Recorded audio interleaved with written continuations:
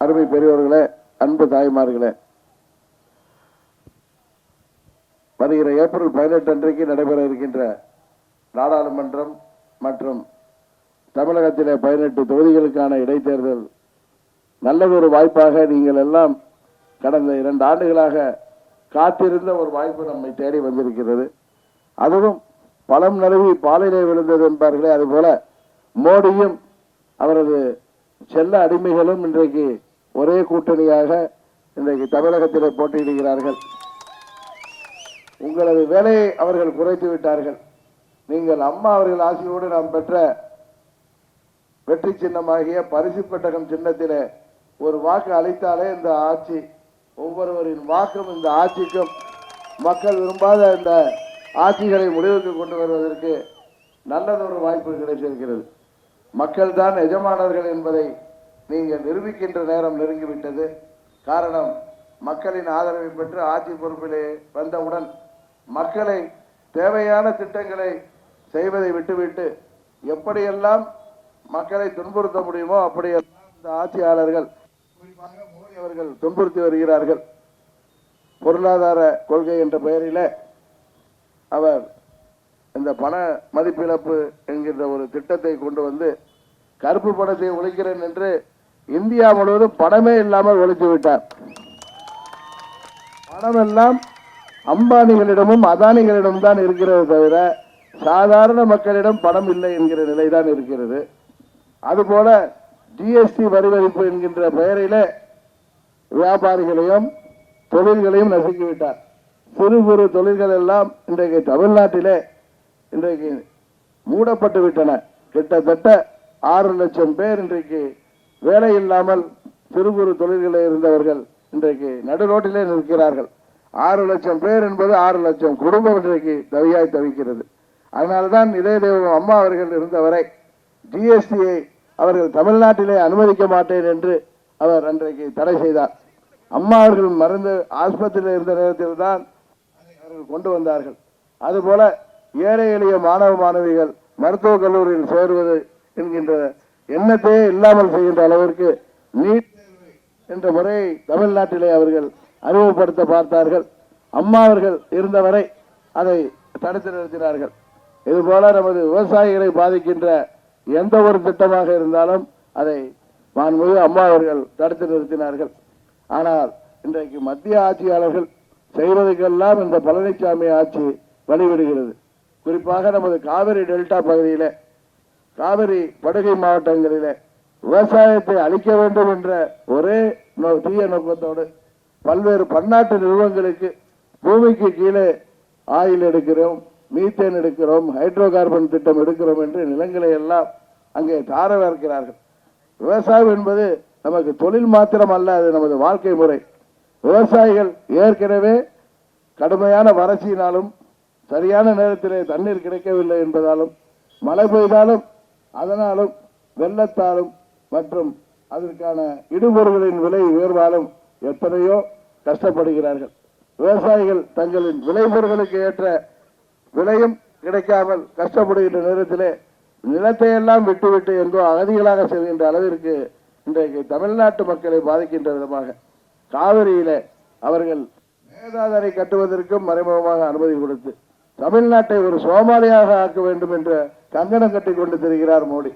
காரணம், 2014 அவர் பல்வேறு பொய்யான வாக்குறுதிகளை சொல்லி மற்ற மாநிலங்களை ஏமாற்றியது போல தமிழ்நாட்டை ஏமாற்ற முடியவில்லை. காரணம், அம்மா அவர்களுக்கு நீங்கள் வாக்களித்து 37 தொகுதிகளிலே அம்மா அவர்களை வெற்றி பெற செய்தீர்கள்.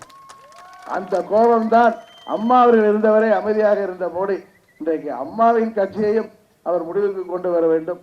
அதுபோல தமிழ்நாட்டு மக்களையும் வஞ்சிக்க வேண்டும் என்று இங்கே மழை பெய்தாலும், வெள்ளம் அடித்தாலும், புயல் அடித்தாலும் 13-14 பேர் காவல்துறையால் சுட்டுக் கொல்லப்பட்டால் கூட தமிழ்நாட்டுக்கு எட்டி பார்க்காத மோடி தேர்தல் வந்ததும் மக்களை ஏமாற்றி விடலாம் என்று அதை செய்திருக்கிறோம், இதை செய்வோம் என்று சொல்லி அவர்கள் நாங்கள் தான் ஆட்சிக்கு வருவோம் என்று இங்கே வந்து வாக்கு கேட்க வருகிறார்கள். பாரதிய ஜனதா கட்சியைச் சேர்ந்த ராஜா அவர்களை ஏன் மோடி அவர்கள் கஜா புயல் தாக்கிய போது வரவில்லை என்று கேட்டால், தமிழ்நாட்டில் வாக்களித்தீர்கள், அதனால் மோடி வரவில்லை என்று அவர் சொன்னது உங்களுக்கு ஞாபகம் இருக்கும். அந்த அளவுக்கு ஆட்சி அதிகாரத்தில் இருப்பதால் அவர்கள் அத்தனை திமிர் பிடித்து பேசுகின்ற நிலையில்தான் பாரதிய ஜனதா கட்சி ஆட்சியில் இருப்பதாக செய்கிறார்கள்.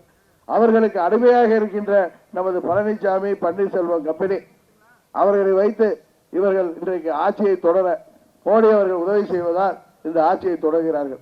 நல்ல வேளையாக நமது சட்டமன்ற உறுப்பினர்களை பதவி நீக்கப்பட்ட தேர்தல் இன்றைக்கு வந்திருக்கிறது. முற்பகல் செய்யின் பிற்பகல் தானே வரும் என்பது போல, கெடுவான் கேடு நினைப்பான் என்பது போல பழனிசாமியும் அவரது கம்பெனியும் இன்றைக்கு இடைத்தேர்தலிலே மாட்டிக்கொண்டார்கள். இந்த இடைத்தேர்தலிலே 8 தொகுதிகளிலே ஜெயிக்கவில்லை என்றால், வெற்றி பெறவில்லை என்றால் ஆட்டோமேட்டிக்காக இந்த ஆட்சி முடிஞ்சு வந்தது. அதற்காகத்தான் கேட்கிறேன், நீங்கள் அம்மாவின் உண்மையான தொண்டர்களால் வழிநடத்தப்படுகின்ற, இயக்கப்படுகின்ற அம்மா மக்கள் முன்னேற்ற கழகத்திற்கு வாக்களிக்க வேண்டும் என்று. தமிழ்நாடு முழுவதும் இன்றைக்கு அம்மா மக்கள் முன்னேற்ற கழகம் தான் வேட்பாளர்களை நிறுத்தி இருக்கிறோம். மற்ற கட்சிகளுக்கு வேட்பாளர்களை நிறுத்தக்கூட அச்சமாக்கப்படுகிறார்கள். காரணம், தமிழ்நாட்டு மக்கள் மீது அவர்களுக்கு நம்பிக்கை இல்லை.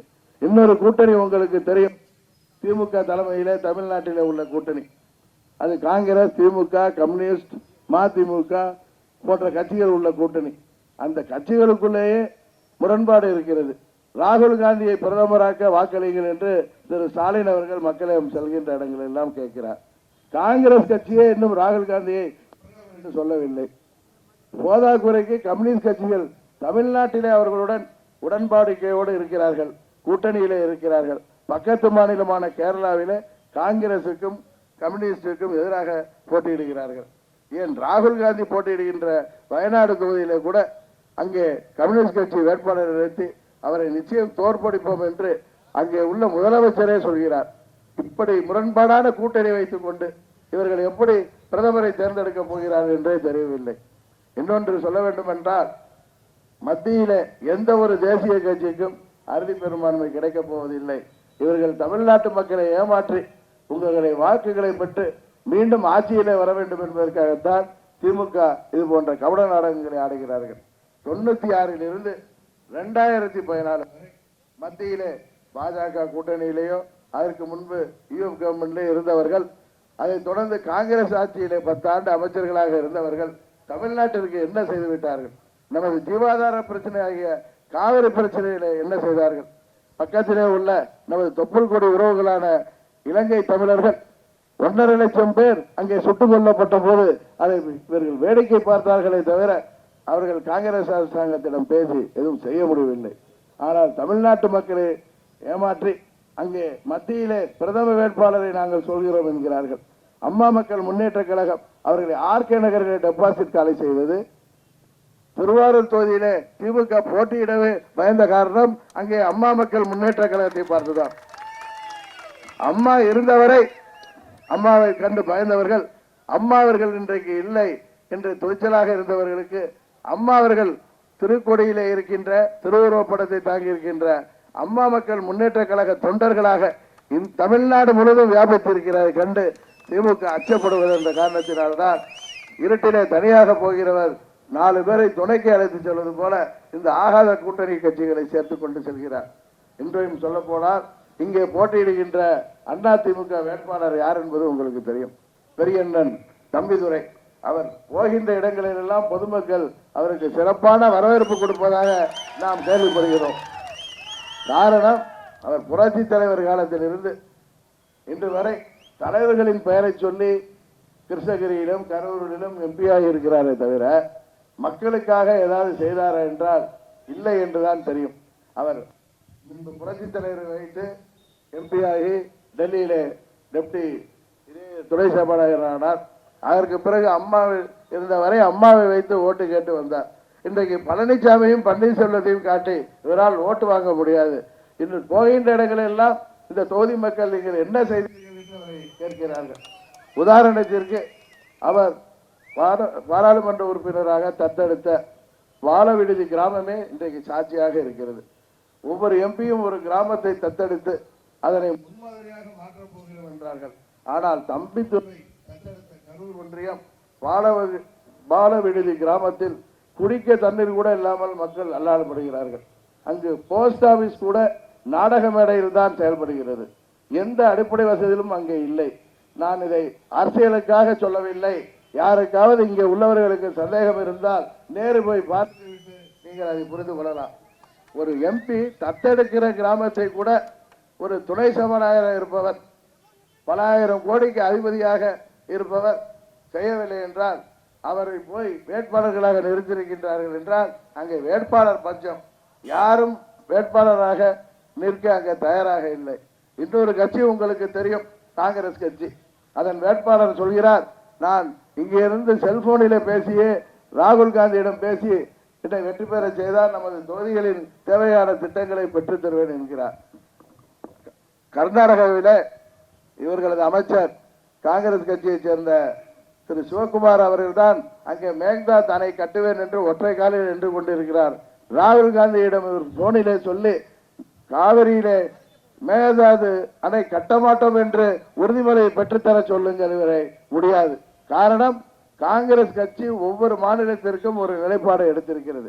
குறிப்பாக தமிழ்நாட்டிலே அவர்களுக்கு செல்வாக்கு இல்லை, இங்கே ஆட்சி அமைக்க முடியாது என்பதால் தமிழ்நாட்டின் நியாயமான கோரிக்கைகள் கூட அவர்கள் நிறைவேற்ற முடியாது.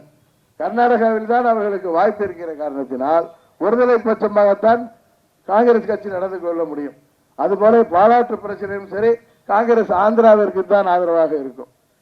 கேரளாவிலே நமது காங்கிரஸும் கம்யூனிஸ்ட் கட்சிகளும் தான் மாறி மாறி ஆட்சிக்கு வருகின்றன. நமது பெரியார் அணை பிரச்சனையிலே இன்னொரு நியாயத்தை வழங்கவும், நமக்கு புரட்சி தலைவர் காலத்திலிருந்து நமக்கு அதில் உள்ள உரிமைகளை நமக்கு கொடுக்காமல் அங்கே ஒரு புதிய அணை கட்டுவேன் என்று அவர்களும் வரிந்து கட்டி கொண்டு நிற்கிறார்கள். இதை கம்யூனிஸ்ட் கட்சிகளோ காங்கிரஸ் கட்சியோ அதை சரி செய்ய முடியுமா? முடியாது என்பதுதான் விடை. அதனால்தான் தேசிய கட்சிகளை தமிழ்நாட்டு மக்கள் புறக்கணித்தார்கள். 2014 அம்மா அவர்கள் தான் தமிழ்நாட்டின் உரிமைகளை, தமிழ்நாட்டின் தேவைகளை போராடி பெற முடியும், மாநில கட்சியால் தான் அது முடியும் என்கிற காரணத்தினால்தான் அம்மா அவர்களுக்கு கடந்த முறை நீங்கள் 37 தொகுதியிலே வெற்றியை தந்தீர்கள். நமது துர்பாக்கியம், அம்மா அவர்கள் நம்ம விட்டு மறைந்து விட்டார்கள். அவர் இருந்திருந்தால் இன்றைக்கு மோடி அவர்கள் நீட் தேர்வை தமிழகத்திலே கொண்டு வந்திருக்க முடியாது. காவேரி மேலாண்மை ஆணையம் என்பதை ஒரு கண் துடைப்பாக அமைத்துவிட்டு அதற்கு தலைவர் பதவியில் கூட இன்னும் யாரை போடாமல் வைத்திருக்கிறார்கள். அதனால்தான் சொல்கிறேன், தமிழ்நாட்டின் நலனை பாதுகாக்கவும், தமிழ்நாட்டு மக்களின் நலனை தேவைகளை பெற்றுத்தரவும், தமிழ்நாட்டு மக்களாகிய நீங்கள் வாக்களித்து வெற்றி பெற செய்ய போகின்ற பாராளுமன்ற உறுப்பினர்கள் தான் இந்தியாவின் பிரதமரை தேர்ந்தெடுப்பார்கள். தேசிய கட்சிகளுக்கு பெரும்பான்மை கிடைக்கப் போவதில்லை. தமிழ்நாட்டிலே நமக்கு என்னென்ன திட்டங்கள் தேவையோ அவற்றை பெற்றுத்தரவும், தமிழ்நாட்டுக்கு தேவையில்லாத திட்டங்களை தடை செய்யவும், ஜிஎஸ்டியிலே நாங்கள் சொல்லியிருப்பது போல், எங்கள் தேர்தல் அறிக்கையிலே சொல்லியிருப்பது போல் அதில் மாற்றங்கள் கொண்டு வரவும், இன்னும் என்னென்ன தேவைகள் தமிழ்நாட்டிற்கு இருக்கிறதோ அவற்றையெல்லாம் பெற்றுத்தரவும் நீங்கள் எங்களுக்கு வாக்களிக்க வேண்டும். நமது வேட்பாளர் அருமை சகோதரர் தங்கவேல் அவர்களை நீங்கள் நமது பரிசு பெட்டி சின்னத்திலே வாக்களித்து வெற்றி பெற செய்ய வேண்டும் என்று கேட்டுக்கொள்கின்றேன். அதுபோல திண்டுக்கல் மாவட்டம் அலகாபுரியில் 70ஆம் ஆண்டு வெள்ளியணை பகுதிக்கு நீர்ப்பாசனத்திற்காக அணை கட்டப்பட்டது. குடநாட்டின் அணையிலிருந்து சுமார் 40 கிலோமீட்டர் கால்வாய் வெட்டி தண்ணீர் கொண்டு செல்லப்பட்டது. அணையிலிருந்து சுமார் 20 கிலோமீட்டர் தூரம் நேரடி பாசனம் கால்வாய் மூலம் கொடுக்கப்பட்டது. நேரடி பாசனம் பாய்வதால் வெள்ளியணை பகுதிக்கு தண்ணீர் செல்வதில்லை. வெள்ளியணை 1917ஆம் ஆண்டு குடநாட்டில் வெஞ்சமாங்கூடலூர் மேல்பாகம் ராசாப்பட்டிக்கு அருகில் 7 கோடி செலவில் தடுப்பணை கட்டப்பட்டுள்ளது. இத்தடுப்பணையிலிருந்து வடபுறம் 6 கிலோமீட்டர் வாய்க்கால் வெட்டி கொண்டு சென்றால் நேரடி பாசனம் செய்யும் இடத்தை தாண்டி இக்கால்வாயை இணைத்து வெள்ளியணை பகுதிக்கு அதிகமாக தண்ணீர் சென்று வெள்ளியணை வாய்க்கால் மூலம் பல குளங்களில் தண்ணீர் நிரப்பப்பட்டு குளங்கள் அனைத்தும் வெள்ளியணைக்கு வரும் கால்வாயில் தண்ணீர் கொடுப்பதற்கு சேர்க்கப்பட்டு சர்வே செய்து முடிக்கப்பட்டது. ஆனால் இத்திட்டம் கிடப்பில் போடப்பட்டுள்ளது. இத்திட்டத்தை செயல்படுத்துவதற்கு நீங்கள் எங்களுக்கு வாக்களிக்க வேண்டும். அதுபோல நமது பகுதியின் அனைத்து தொழில்களும் பாதுகாக்கப்படவும், இங்கே உள்ள சாயப்பட்டற தொழிலுக்கு அதன் கழிவுநீர் பிரச்சனையை தீர்த்து சிறப்பான முறையில் அதற்கு திட்டத்தை தீட்டி சாயப்பட்டற தொழில்களை அதை பாதுகாக்கவும், அதே நேரத்தில் பொதுமக்கள் உடல்நலம் பாதிக்காமல் இருப்பதற்கும் திட்டங்களை தீட்டி நமது பகுதியின் வளர்ச்சிக்காக செயல்பட அருமை சகோதரர் தங்கவேல் அவர்களை நீங்கள் பரிசு பெட்டகம் சின்னத்திலே வாக்களித்து வெற்றி பெற செய்ய வேண்டும் என்று மீண்டும் கேட்டுக்கொண்டு விடைபெறுகிறேன். நன்றி, வணக்கம்.